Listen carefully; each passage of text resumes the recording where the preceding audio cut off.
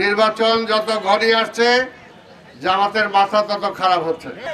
গতকালকে ক্যান্টনমেন্টের ওইখানে যে ঘটনা ঘটিয়েছে, ন্যাক্কারজনক ঘটনা, আমরা তার তীব্র প্রতিবাদ জানাই এবং এতে জামাতের মুখ উন্মোচন হয়েছে। তারা যে এখন পর্যন্ত বাংলাদেশ সেনাবাহিনীকে গ্রহণ করতে পারে নাই, এটাই তার প্রমাণ। নির্বাচন যত ঘনিয়ে আসছে জামাতের মাথা তত খারাপ হচ্ছে।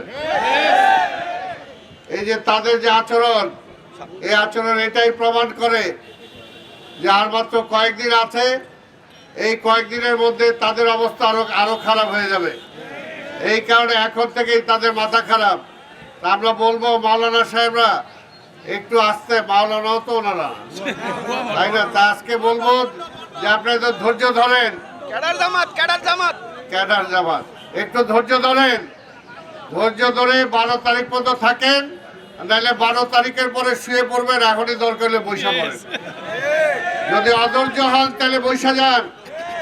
গতকালকে ক্যান্টনমেন্টের ওইখানে যে ঘটনা ঘটিয়েছে, ন্যাক্কারজনক ঘটনা, আমরা তার তীব্র প্রতিবাদ জানাই এবং এতে জামাতের মুখ উন্মোচন হয়েছে। তারা যে এখন পর্যন্ত বাংলাদেশ সেনাবাহিনীকে গ্রহণ করতে পারে নাই, এটাই তার প্রমাণ।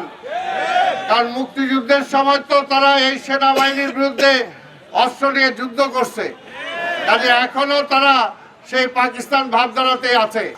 তারেক রহমান হলো বাংলাদেশের নেতা। আজকে প্রমাণ হয়েছে, এক সময় এই দেশের নেতা ছিলেন শহীদ রাষ্ট্রপতি জিয়া রহমান, তার অবর্তমানে হয়েছিল বেগম খালেদা জিয়া, এবং এখন তার অবর্তমানে সারা বাংলাদেশ যে নেতাকে গ্রহণ করেছে তিনি হলো তারেক রহমান। আমরা পায়ে পাড়া দিয়ে ঝগড়া করতে চাই না, কিন্তু ভবিষ্যতে তারেক রহমানের ব্যাপারে কথা বললে একটু সাবধানে কথা বলবেন, একটু সম্মান নিয়ে কথা বলবেন। আপনাদের আমির সম্পর্কেও কিন্তু আমরা সম্মান দিয়েই কথা বলি।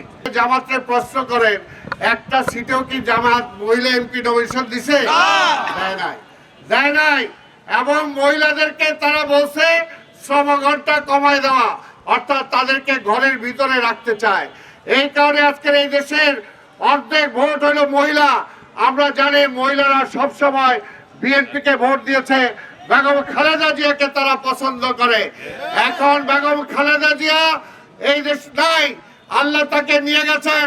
তার সুযোগ্য সন্তান তারেক রহমানকে ইনশাআল্লাহ সকল মহিলারা ভোট দিয়ে বিপুল ভাবে জয়লাভ করাবে, এটা আমরা অন্তত বিশ্বাস করি। আজকে জামাত এটা তো আসবেই না, তারপরেও যদি আসে তাহলে আলেমে জালিয়াতের যুগ শুরু হয়ে যাবে। এই যুগে কি আমরা ফিরে যেতে চাই? বাংলাদেশের মানুষ চায়? বাংলাদেশের মানুষ চায় না।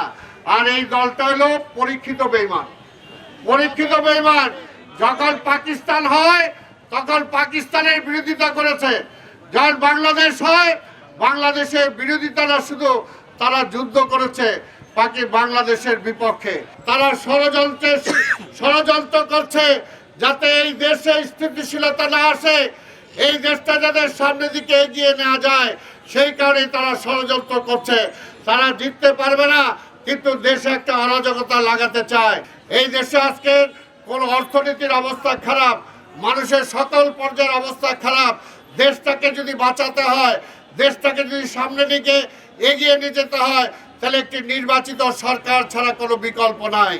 আর নির্বাচিত সরকারও সেটা হলো তারেক রহমানের সরকার।